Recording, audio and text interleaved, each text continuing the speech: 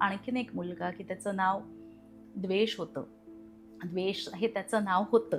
आता का हां, काय म्हणजे आपल्याला माहिती नाहीये, हां. पण कारणं नसतात माहिती आपल्याला. हो. आणि तो मुलगा त्या नावामुळेच असावा असं आत्ता आपण म्हणू शकतो, की हं. खूप बदमाश होता, सतत डिस्ट्रॅक्टेड असायचा आणि अख्खा क्लास म्हणजे वर्ग तो डिस्ट्रॅक्टेड ठेवायचा. हं. आवाज करणं, गोंधळ करणं, हं. मुद्दाम त्रास देणं, हां, हां. असं सगळं चाललेलं असायचं. पण कसं काय कुणास ठाऊक, आमची जी फॅसिलिटेटर होती तिला त्याचं नाव पहिल्यांदा ऐकताना रुद्र ऐकायला आलं.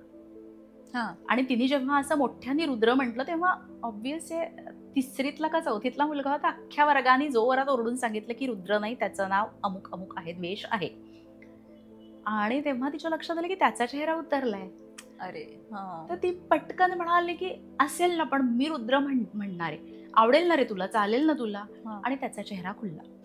हे सगळं हो. ती ऑब्झर्व्ह करत होती आणि मग तिने त्याला रुद्र म्हणायला सुरुवात केली. हं. आता आम्ही आठवड्यातनं एकदाच जाणार वर्गावर. पण आता त्या मुलाचा रोल बघा कसा बदलला. हां. जो तो मस्ती करायचा वर्गात, तो आता आमच्या फॅसिलिटेटरला मदत करायला लागला.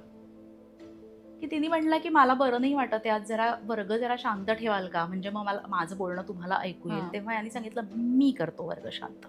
अरे जो बापरे! आता तो लीडर बनला.